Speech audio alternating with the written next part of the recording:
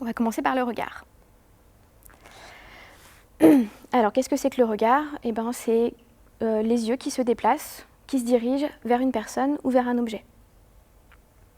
Le regard, c'est un support de communication qui est important entre les individus. Pas seulement chez l'être humain, mais dans de nombreuses espèces animales d'ailleurs. Ça permet de partager des informations, de transmettre des messages, d'établir un contact, de l'interrompre. Voilà, je démarre une conversation, je vous regarde, j'arrête la conversation, je vais tourner la tête. Ça fait partie de la communication non verbale et c'est une compétence qui est indispensable pour pouvoir développer toutes les autres compétences. Donc ça va être une priorité absolue à travailler. On ne peut pas avoir d'imitation, on ne peut pas avoir de tour de rôle, on ne pourra pas avoir de communication si on n'a pas le regard. Chez l'enfant qui a un développement typique, ce regard vers la personne ou vers la personne, il est présent dès la naissance. C'est une modalité d'interaction très très importante. L'enfant va regarder sa mère, va regarder son père, il va commencer à regarder son environnement, et puis c'est comme ça qu'il va pouvoir développer toutes ses autres compétences. Chez l'enfant qui a un trouble du spectre autistique, on peut avoir un contact oculaire qui est rare, ou qui va être fugitif, il va regarder rapidement et rapidement détourner son regard, ou au contraire absorbant, il va regarder de façon très intense. Forcément, ça entraîne une déviance dans les interactions et dans la réciprocité des échanges. Si l'enfant utilise son regard, c'est pas toujours dans un but de communication. Et puis on peut avoir un enfant qui regarde mais qui a une mauvaise utilisation du regard, qui va regarder trop près ou trop longtemps. Pour toutes ces compétences-là, on aura à la fois des enfants qui ont beaucoup de difficultés et puis des enfants chez qui cette compétence est quasiment normale. Comment on va pouvoir travailler ce regard?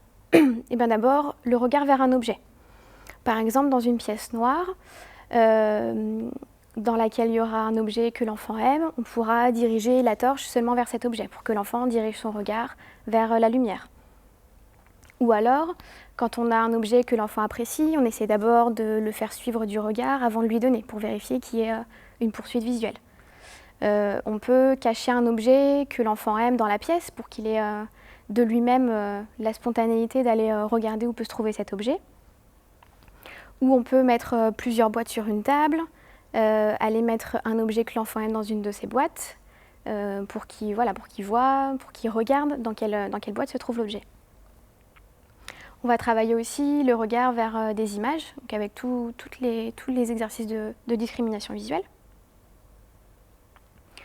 Et puis un point très très important, ça va être le regard vers la personne. Ça va être le prérequis pour ensuite travailler l'imitation, pour travailler les émotions, etc.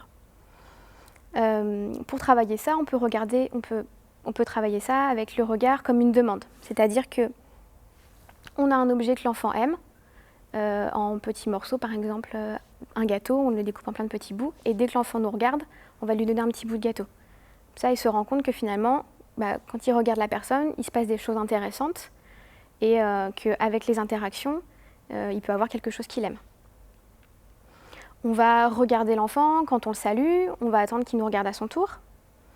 Dès que l'enfant nous regarde, on va lui sourire, encore pour lui montrer que les interactions, c'est intéressant pour lui et que ça peut être synonyme de quelque chose d'agréable. Un autre exercice qu'on peut faire, c'est on a quelque chose que l'enfant aime, il est à quelques mètres de nous, et puis il a le droit d'avancer seulement quand on le regarde.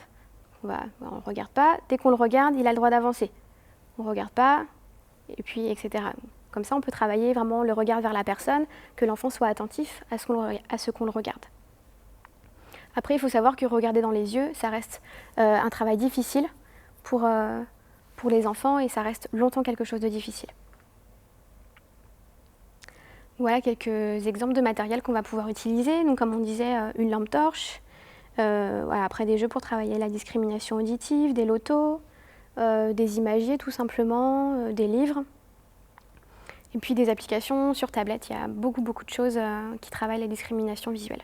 Et puis, voilà, comme toutes ces compétences-là, dans l'environnement naturel, on regarde la personne à qui on s'adresse, on repère quelque chose qui est intéressant pour l'enfant.